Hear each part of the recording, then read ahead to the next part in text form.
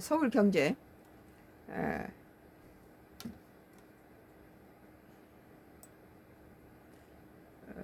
20시간, 그러니까 2026년도 1월 2일자 기사입니다. 히토류 효과 톡톡히 본 중국 전략 광물 쥐고 협상판 흔든다. 이거 우리도 주목해 봐야 돼요. 중동에 석유가 있다면 중국에는 히토류가 있다. 개혁 개방으로 중국 경제를 일으킨 덩샤오핑이 1992년에 남긴 말이다.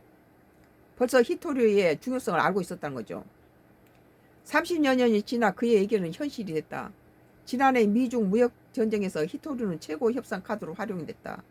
중국은 고율 관세를 퍼부으면서 강공에 나선 도널드 트럼프 미국 대통령에게 히토류 수출 중단으로 맞대응했다. 외신들은 중국이 히토류 지배력을 무기로 관세와 수출 통제 양보를 받아냈고 결국 승리자로 부상했다고 평가했다. 히토류 효과를 톡톡히 본 중국이 이번에는 은을 제2의 히토류로 들고 나왔다. 이번에 뭐 은이 금값보다 더 비쌌다고 그래요.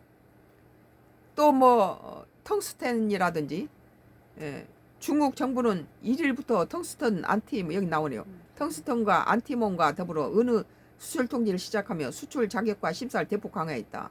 이것은 히토류와 마찬가지로 중요한 광물이 속해요. 첨단 기계를 만드는 데 굉장히 들어가는 거죠. 당초 중국 국무원은 2017년 전국 광물 자원 계획을 통해 석유와 천연가스, 히토류 등 24종의 광물을 전략 광물로 지정하고 관리해 왔으나 은은 이 목록에 없었다. 은이 새롭게 규정 목록에 포함된 이유를 두고 중국은 환경 보호를 하기 위한 것이라고 주장했지만 글로벌 공급망에 영향력을 행사하기 위한 보석이라고 해석이 설득력을 얻고 있다. 은은 금과 함께 안전자산으로 가치가 있을 뿐 아니라 산업적인 가치도 매우 높다.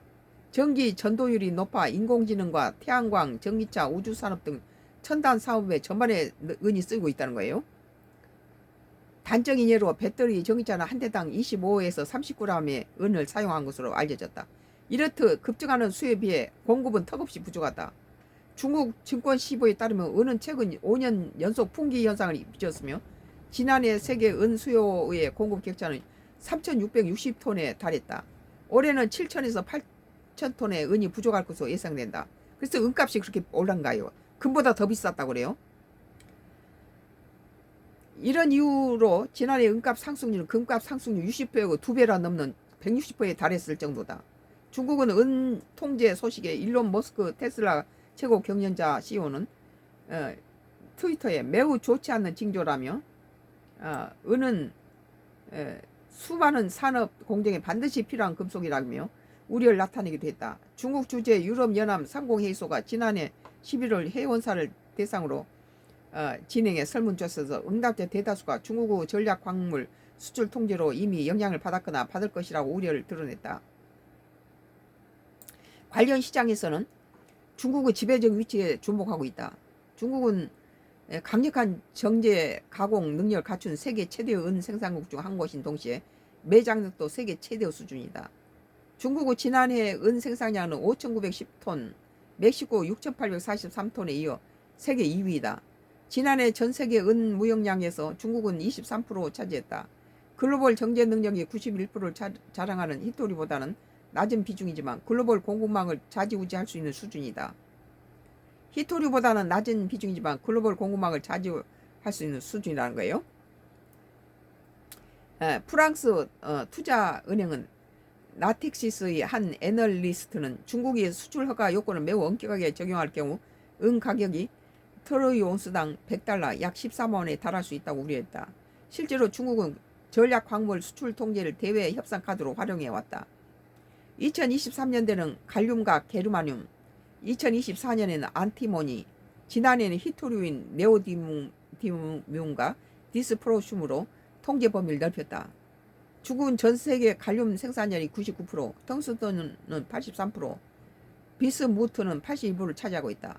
흑연과 텔루륨, 규소, 인듐, 바나듐도 70% 이상의 점유율로 세계 1위다. 우리 북한이 골고루 이걸 다 가지고 있는데 히토류도 세계 1위라는 것이지만 그에 통제되고 있어서 우리가 알지 못하지만 북한도 히토류가 엄청난 양을 매장하고 있다고 그래요. 일각에서는 중국은 은 수출 통제 조치를 두고 4월 애정된 트럼프 대통령 방중을 겨냥했다는 분석이 나온다.